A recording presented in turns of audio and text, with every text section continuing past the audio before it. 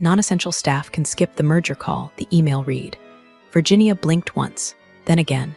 It was 11:07 p.m. and she was still in the office, sipping reheated coffee that tasted like betrayal and burnt toner. Her eyes scanned the words like they'd crawled out of a wormhole. Non-essential. Non-essential. As if she hadn't just spent the last 8 months orchestrating a $400 million acquisition, so delicate it made brain surgery look like IKEA assembly.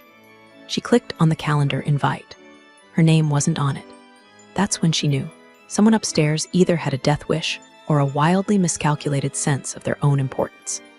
Probably both. She let out a laugh so dry it could have sanded drywall, then leaned back in her chair, staring up at the water-stained ceiling tile above her desk, the one that always looked like it was about to fall but never did. Kinda like her career. Before we go deeper, real quick, if this kind of story hits close to home, corporate insanity, clueless new execs, silent power moves, go ahead and hit that subscribe button and throw a like on this. It really keeps our small team caffeinated, emotionally stable, slightly less likely to quit our jobs and raise alpacas in Montana. Anyway, Virginia, 7 years. That's how long she'd been quietly running the firm's M and ops like a backstage magician. No press releases, no executive handshakes at the ribbon cuttings. But every deal that didn't implode into a flaming crater of lawsuits, that was her. Every surprise risk mitigation that made the boardroom nod, her. Every whisper to legal about a clause no one remembered signing. You guessed it, her. She wasn't flashy. Hell, she wore the same gray wool cardigan so often the interns called it the Constitution. But she was necessary. She knew where the documents were buried because she'd buried them herself. She didn't need credit. She needed accuracy, control, and a legal department that didn't have an aneurysm every time marketing made up a new slogan mid-deal. And this new merger, this was the Mount Everest of acquisitions. Private equity, international tax codes, an earn-out clause tighter than a Tupperware lid from the 80s. The kind of deal that made careers or ended them. And Virginia had prepped everything. Red flag reports, compliance trackers, internal briefing decks, pre-cleared valuation ranges. It was all there, humming like a finely tuned V8. She'd even caught a nearly catastrophic error in the buyer's audited revenue statements, duplicated line item that overstated gross receipts by $22.4 million. Quietly flagged, quietly fixed, never made it to a single call. But if it hadn't been caught, the deal would have tanked, and their firm would be eating lawsuits for breakfast. So imagine her surprise when Trent the Temporary, aka the new interim COO, barged in with all the grace of a frat boy at a yoga retreat. Straight from a failed fintech startup, hair too perfect, eyes too hungry. He wore words like synergize and disruption like they meant something, like he'd ever closed a deal that didn't end in a Medium apology post. From day one, he had no idea what Virginia did, which didn't bother her until he started rearranging meetings she usually ran, streamlining documents she'd handcrafted, and referring to her as a legacy bottleneck during a lunch meeting she hadn't even been invited to. But she stayed cool, because that's what she did. She didn't raise her voice. She just filed everything away in that mind of hers like old receipts in a fireproof box. Quiet, steady, deadly, until that email, non-essential. She read it again, then a third time. And that's when she replied with one line, "Then your acquisition lead is skipping too." She clicked send. Then she shut off her phone, packed up her folder, the real folder, and walked out of the building with the same calm gait she always had. No flinch, no fire, just silence. She wasn't quitting. She was demonstrating, like a breaker being flipped in a server room. Not out of spite, but precision, like everything else she did. By the time her office chair cooled, chaos had already started to bloom like mold under a cheap laminate desk. And she went to bed. Because tomorrow, gravity was going to do her job for her. Trent showed up like a surprise colonoscopy, uninvited, painful, destined to reveal problems nobody wanted to deal with. He was 38, allegedly, though he had the kind of face that looked like it came out of a startup incubator freezer, smooth, blank, and refrigerated. Ex-founder of a disruptive platform for decentralized fulfillment, whatever the hell that meant. Translation: he'd burned through $11 million of venture capital, killed his own company, and somehow failed upward into her firm as interim COO. His first words at the all-hands weren't even greetings. They were directives. We're here to shed legacy thinking, flatten the curve of inefficiency, unlock latent agility. Virginia had been in corporate long enough to smell fresh bullshit from 50 feet. And this was artisanal, cage-free, grass-fed corporate fertilizer. Still, she played her part, nodded, took notes. smiled just enough, even fixed a glaring inconsistency in his org chart before he embarrassed himself in front of the board. Didn't even sign her name to the correction. But it didn't take long. First, he started canceling meetings that she led. No explanation, just blank calendar space and a regroup later message from his assistant, a trembling ex-influencer named Paige, who once asked Virginia if escrow was a skincare brand. Then came the reshuffle. Wanted all departments verticalized. As if Virginia hadn't spent 6 years deduplicating the exact inefficiencies, he was now reintroducing like some kind of corporate time traveler with a fetish for bad ideas. He cut finance out of pre-approval loops, told legal to trust the spirit of the deal, suggested that procurement could be merged with customer success, because, in his words, they both work with people, right? And then the kicker, Friday night email blast, just as Virginia was finishing up red lines on a counterparty agreement that Trent had somehow signed before it was reviewed. Subject: Monday merger call streamlined attendees body. To reduce friction, only essential leadership will join Monday's buyer side call. Please consider this meeting invite final. Non-essential staff may prioritize Q4 ramp plans instead. She read it twice, then scanned the invite list. Name wasn't there. The room went cold. She stared at the screen, heart rate flat, but something behind her eyes sharpened, like a switchblade pulled slowly from a drawer. She didn't scream, didn't march into his office. She just stared, non-essential. This wasn't just petty. This was suicidal, because Trent didn't realize what Virginia did. No, he thought she was old school, and a relic that gets thanked in farewell speeches, and replaced with Slack bots and Canva slide decks. He didn't know she drafted the counterparty interview scripts, that she personally reviewed the buyer's debt position and flagged the exact liens they needed to structure around, that she owned the only working model that integrated their earnout clause with the client-side performance metrics.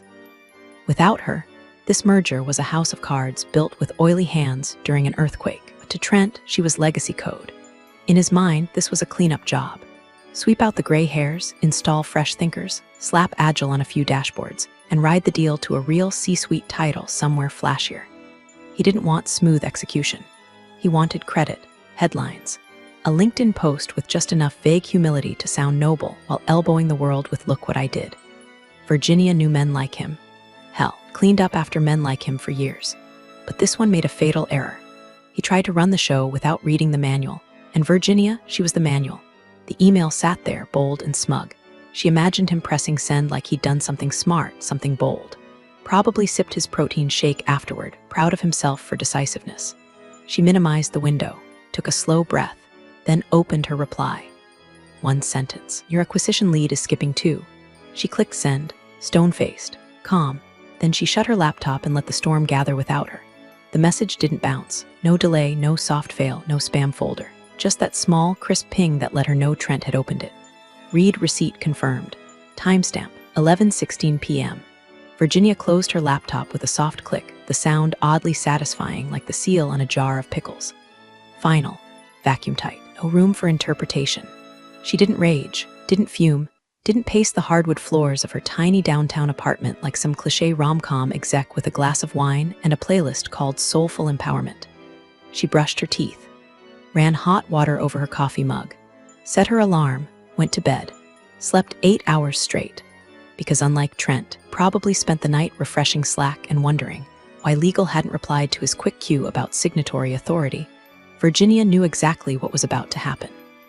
At 8:04 a.m., the merger call began. At 8:09 a.m., legal pinged her. No read receipt this time. Her phone was off, stuffed in the bottom of her purse like a dropped grenade. At 8:12 a.m., one of the buyer's analysts asked a question about revenue thresholds and performance clawbacks. A question that sounded simple, until you remembered that Virginia was the only one who'd ever aligned the buyer's KPIs with the legacy data from their acquisitions arm. At 8:14 a.m., Trent gave his first non-answer. That's being finalized by our strategic ops team. We'll circle back post-call. At 8:16 a.m., finance pinged legal. Where's Virginia? 8:18 a.m., the buyer's counsel asked why the newest escrow structure in version 4.2 contradicted the risk tolerance disclosures in version 3.1. Legal blinked. Finance blinked. Trent smiled like a substitute teacher who just got asked to explain quantum mechanics. At 8:21 a.m., legal emailed her again. urgent missing clause signatory. At 8:24 a.m., the buyer's side called for a brief pause. 8:29 a.m., legal walked into Trent's glass-walled office without knocking, voice low but sharp enough to cut drywall. "Where is Virginia?" "She wasn't required on the call," Trent said, blinking like he'd just learned the stove was hot after touching it. "You idiot," legal snapped. "She owns the escrow triggers. She's the named acquisition lead. Her sign-off is baked into the contract structure." Trent looked pale. "But she's not essential," he murmured, almost to himself. Legal stared at him like he'd just admitted to deleting the Constitution. "She's the only reason the buyers didn't walk last quarter. She built this deal like a damn Swiss watch. And you just threw out the battery." Elsewhere, Virginia stood in line at the DMV, holding ticket number B197. A toddler was screaming nearby. The coffee machine was broken. And she had never felt more serene in her life. It wasn't that she wanted the deal to fail. Quite the opposite. She wanted the deal to work. But she wanted everyone to see, in real time, just how quickly the structure collapsed without its keystone. She wasn't sabotaging the building. She'd simply walked out the front door and left them to realize which floor held the weight. At 9:06 a.m., she walked out of the DMV with a new license, a faint smile, and 0 voicemails, because she'd disabled notifications. At 9:11 a.m., the buyer's team sent a formal request for documentation clarification. Virginia's name appeared 4 times in the footnotes they cited. At 9:22 a.m., Trent, now sweating through his very slim-fit dress shirt, told legal he would loop back after regrouping. At 9:37 a.m., the CFO, usually too aloof to notice anything below the stock price, texted her personally, "Hey Virginia, can you join us real quick?" She didn't respond. At 9:42 a.m., her phone rang again, then again, then again. Virginia watched the screen light up. Legal, CFO, Trent's assistant, even one from an unfamiliar area code, likely someone on the buyer's team. She turned it over face down. Let gravity do its work. Let inertia speak louder than panic. This wasn't rage. This wasn't revenge. This was a demonstration of absence, of weight, of quiet authority. She made herself coffee, real coffee, French press, sat on her balcony, listened to the city wake up, and somewhere inside a boardroom wrapped in floor-ceiling windows and even bigger egos, her ghost was haunting them already. By 10:14 a.m., Virginia had counted 72 missed calls. Not texts, not Slack pings. Calls. Old school, desperate, oxygen mask on a plane calls. iPhone screen looked like a CVS receipt of corporate incompetence. Legal, legal again. CFO, CFO again. Trent's assistant. An outside number she suspected was the buyer's junior counsel. Her favorite was a voicemail transcript from someone in finance that just read, "We're F. Ed." Meanwhile, Virginia was B211 in line at the DMV. The overhead screen had just called B204. Progress. She sipped her vending machine coffee, burnt, acidic, perfect, and watched a guy in a sleeveless tap-out shirt try to register a dune buggy as an emotional support vehicle. It was the most honest thing she'd seen all month. Back at headquarters, the meeting room was thick with stale coffee and flop sweat. The buyer's team was patient, up to a point. They had their own deal stress to manage, but they expected answers. And Trent, God bless him, tried. First question was about the adjusted valuation method Virginia had devised, one that incorporated post-pandemic retention dips, while still keeping the earn-out clause appealing to both parties. Trent blinked, nodded, and said, right, the hybrid linear valuation schema, which wasn't a thing. It sounded like a thing, but it was as real as his leadership skills. Buyer's counsel cocked an eyebrow. Is that documented anywhere? We're told there was a conditional override spreadsheet that tied the valuation to projected client churn thresholds. Trent glanced at legal. Legal blinked. That spreadsheet was Virginia's. She owns it. Own, Trent muttered, too quiet. I'm sorry, asked the buyer's counsel. Trent straightened. She's been reassigned to lower priority initiatives. Streamlining. There was a pause. One of those awful, airless pauses where people decide whether to laugh or run. Buyer's lead finance rep, a woman named Sonali who had 3 Wharton degrees and 0 patience, asked flatly, "So who's walking us through the valuation trigger contingencies?" The room froze. Trent tried again. "We're finalizing those, with input from multiple stakeholders. It's more of a collaborative initiative now." Translation. He had no idea and no one to fake it for him. Back at the DMV, B209 was called. Virginia leaned back, smiling just a little. Let them sweat. Let them remember every time she reminded them. Put me in the room when the buyer's lawyers ask real questions. Let them fumble through spreadsheets she built with color-coded version tracking and cross-tab dependencies that only made sense if you'd lived inside the file for 3 weeks straight. Let them bluff, because bluffing works in poker. Not when you're talking about who owns the risk in a $400 million escrow clause. 10:46 a.m., the buyer's junior counsel asked about Clause 47B.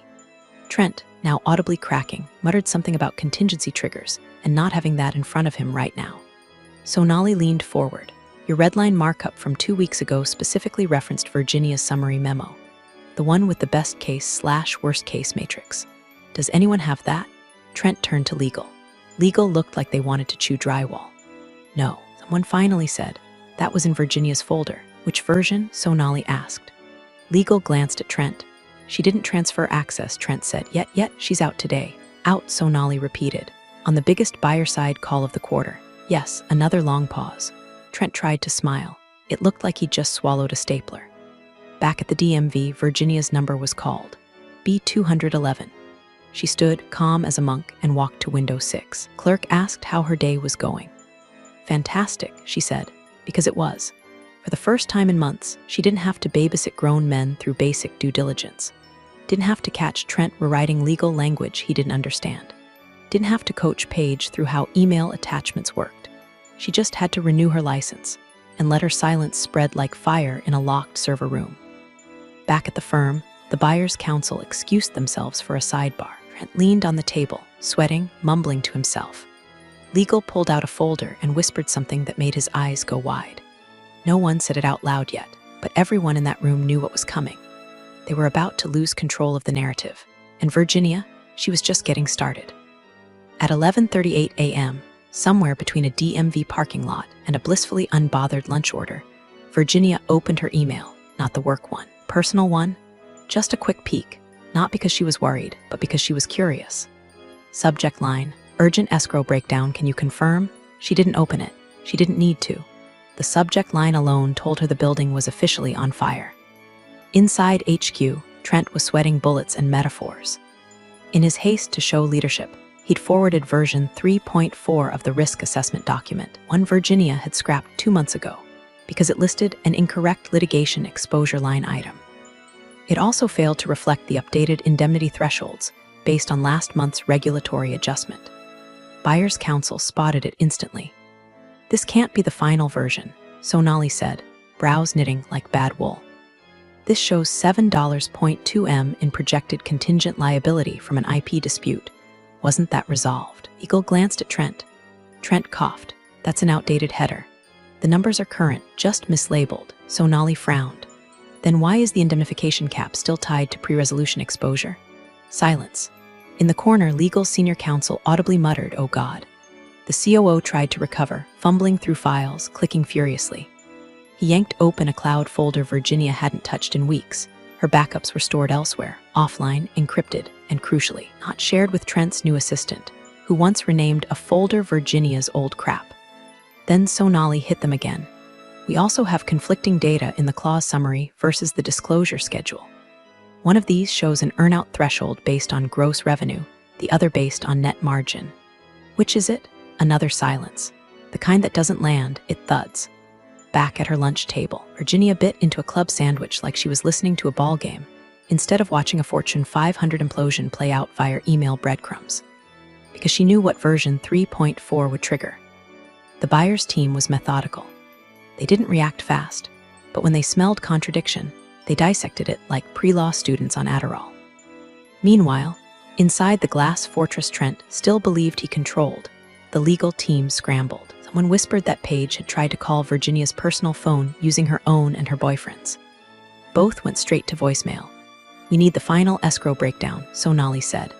Calm, measured, devastating. The buyer's holding firm on 4.8% exposure cap, and we can't confirm whether that's been tied to net or gross thresholds post-adjustment. We'll have that shortly, Trent said, voice strangled. From who? She asked. No one answered. Latest version of the escrow breakdown, version 7.1, was on Virginia's private drive, reviewed with the CFO, legal, and compliance. It hadn't been uploaded to the shared folders because it required a legal notation approval Virginia never got around to filing because Trent had pulled her off the project the day before. An uncluttered org chart, he'd said in his email to legal. Right now, that chart looked like spaghetti. Back at her lunch table, Virginia swirled the ice in her lemonade and considered logging in. Just for fun. Just to watch the panic unfold like a slow-motion car crash set to classical music. But no, let them call. Let them dig through folders she color-coded by fiscal year and tagged with footnotes. Let them flip pages and whisper and slowly realize the truth. You can't skip gravity. You can't delete a keystone and expect the arch to stand. At 12:06 p.m., Trent tried one last Hail Mary. He emailed the buyer's team directly, attaching a newly generated summary sheet labeled Escrow Breakdown Final 2. XLSX. It was riddled with errors, wrong date format, misspelled variables. One cell even said TBD lol in red text. Sonali stared at it like it was radioactive. Then she turned to legal. Do you stand behind this? Legal didn't respond. They just looked away. Buyer's lead counsel closed their laptop. We'll reconvene this afternoon. We'll expect a clear chain of custody for every version of these documents and a confirmation of who exactly is leading this acquisition. The door didn't slam. It didn't need to. The silence afterward was louder than anything. At 12:18 p.m., Virginia got another email. Subject, we need you in the room. She didn't open that one either. She'd already been in the room. She built the damn room. Now she was just watching it collapse, one unforced error at a time. It was 3:47 p.m. when the elevator opened, and Virginia stepped onto the executive floor. Not fast, not theatrical, just present, like a ghost who'd finally decided to haunt in person. She wasn't in her usual blazer, no laptop bag slung over her shoulder. Just a charcoal trench coat and a single folder under one arm, slim, pristine, bothered by the heat storm of panic radiating down the hallway like a corporate Chernobyl. The receptionist looked up, startled. Oh, Virginia, hi. They've been looking for. Virginia gave a nod that landed like a gavel. I know. She turned and walked past finance. Past Trent's glass office, empty now, blinds drawn like a toddler playing hide and seek. Past the conference rooms where assistants whispered like they were planning a hostage negotiation. Heels clicked across the polished tile, slow, even a metronome against the static of chaos. She walked straight into legal. 3 heads shot up like whack-a-moles. One of them actually sighed in relief. Jesus Christ, you're here, muttered Jill, senior counsel. She looked like she hadn't blinked since breakfast. We've been there, it's... Virginia set the folder on the table. They're scrambling. Jill nodded like a bobblehead caught in an earthquake. Buyer's lawyer asked point blank, who owns compliance triggers? Who wrote the clause logic? Who holds sign-off on escrow clause activation? We told them it was you. Virginia unbuttoned her coat, that's correct. No bragging, no gloating, just confirmation, like a weather forecast. And Trent? Virginia asked, eyes scanning the room like she was doing inventory. Jill winced. He tried to spin it, said you were in a supportive role. Buyer's side didn't even flinch. Just said, then who signed clause 47B? We told them. The PDF metadata doesn't lie. Of course it doesn't, Virginia murmured. She sat down, pulled out the contents of the folder, 3 sheets of paper and a flash drive. What's that? Asked legal. The clean version. Escrow breakdown. Triggers matrix. Final compliance flags, all with version control tracked back 6 months. Jill inhaled like she'd just found oxygen again. Oh, thank God. Should have had it, Virginia said evenly. But I wasn't sure who still needed it. The implication hung there like smoke. Legal didn't answer, just nodded. Someone knocked. It was Paige. Wide-eyed, cheeks blotchy from stress or crying or both. Trent wants to, he said to ask if you'll come to the boardroom. Virginia looked at the clock. 3:59 p.m. Perfect timing. She turned to Jill. Walk me in, Jill stood, straightening like a soldier told reinforcements had arrived. Together they stepped into the hall. People moved out of the way instinctively, not out of fear, but reverence. Like a general returning to a battlefield she never lost. Inside the boardroom, the lights were too bright. Papers everywhere. CFO leaning on his elbows like he'd aged 10 years since sunrise. Trent was at the end of the table, jacket off, hair messy, eyes twitching between hope and dread. Virginia walked in, didn't sit, didn't speak. She handed Jill the flash drive, and Jill plugged it into the laptop at the end of the table. Version 7.1, Virginia said, loud enough for every executive and buyer-side observer to hear. with updated thresholds, redline logic, and full signatory compliance notes. Trent opened his mouth. Virginia didn't even glance his way.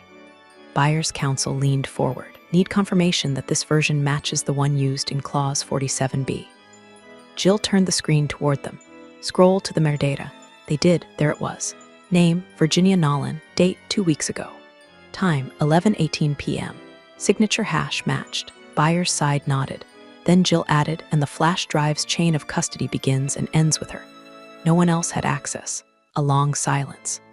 Virginia looked at no one and everyone. I'll walk you through any discrepancies, but you'll want to start on page 47. And with that, she took the head of the table. Not because anyone invited her, but because the deal demanded it. The boardroom was already in mid-spin when Virginia pushed open the door. Tense voices, muted speakerphone feedback, half-drunk cups of stale conference coffee. PowerPoint on screen, but no one looking at it. One buyer-side associate was scrolling on her phone like she was hunting for salvation in her inbox. Another was furiously scribbling notes that would probably become a lawsuit draft if this went sideways. Virginia didn't knock, didn't clear her throat, just entered like the room was hers, which to anyone who understood what was really at stake, it was. She didn't make eye contact, didn't nod, didn't ask to speak. She simply walked to the head of the table, past Trent, whose face twitched between panic and some leftover arrogance he hadn't managed to choke down. And then she slid one printed sheet of paper, one, crisp, perfectly aligned, across the table to buyer's counsel. Page 47, she said, without inflection. Counsel picked it up, adjusted her glasses, read out loud, because of course she did. Escrow Clause 47B, all contingencies, including cap deviation, dispute holdbacks, revenue conversion thresholds, require written review by the named acquisition lead prior to any documentation release or valuation representation. She set the page down. Slowly, silence fell like a dropped gavel. Trent's mouth opened. No sound came out. Virginia still hadn't sat down. The buyer's lead counsel, a man who'd said maybe 5 words the entire call, finally looked up. We don't have that review on file. Jill from legal nodded, because it doesn't exist. She was excluded from the last documentation cycle. Trent cleared his throat. We assumed she had visibility. She's on the distribution list. No, I'm not, Virginia said flatly, eyes still on the table. I haven't received internal comms since the COO restricted access on Tuesday. Everyone turned to Trent. He blinked. We thought she was looped in. The buyer's counsel didn't raise her voice. Didn't need to. Clearly not. Which voids this version of the agreement. It hit like a wrecking ball made of fine print. Someone at the far end of the table whispered, "Oh no." Virginia finally looked up. Not smug, not angry, just present. The deal's structure is only enforceable if Clause 47B TKS process is followed. You bypass the named signatory, which makes the most recent version non-compliant. So Nolly, the buyer's finance lead, tapped her pen once, twice, and we're proceeding with version 6.8, the last one with confirmed compliance sign-off. Trent paled. That version doesn't reflect the updated cap threshold. We'd lose 3% valuation. Then maybe next time, said buyer's counsel, don't remove the architect from the blueprint. The CEO let out a noise that sounded like a whimper smothered by a necktie. Legal said nothing. They just slid their copies of version 6.8 across the table, quiet as tombstones. Trent opened his laptop, fumbled through files, clearly trying to salvage anything he could. But it was done. Page 47 had spoken, and it didn't give a damn about his job title. Virginia still hadn't sat. She didn't need to, because right now, she was the room. Miss Nolan, the buyer's counsel said, folding her hands like she was about to announce court was in session, we'd like you to walk us through the valuation methodology, start to finish. Virginia nodded once. No scramble for notes, no deck to pull up. She already had the map in her head, etched like a tattoo no one ever saw. Revenue was normalized against pre-acquisition volatility, she began. Client churn was filtered out based on exit timeline, not just value. We applied a dual index risk rating, one for legacy contracts, one for post-pandemic acquisition behavior. That gave us our first-tier weight. One of the buyer's associates leaned forward. Another pulled out a highlighter. Virginia continued, voice steady, pace unhurried.